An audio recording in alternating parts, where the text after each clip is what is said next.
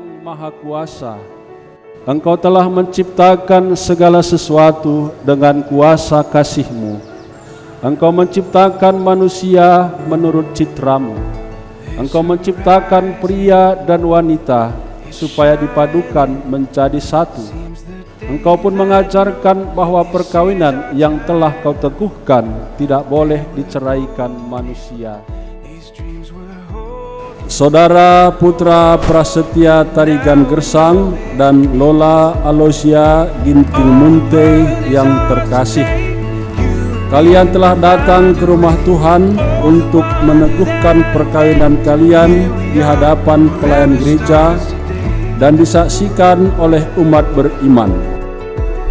Kristus akan memberkati dan meneguhkan perkawinan kalian agar saya, Putra Prasetya Tarigan Gersang, memilih engkau Lola Alosia Ginting Munte sebagai istri saya.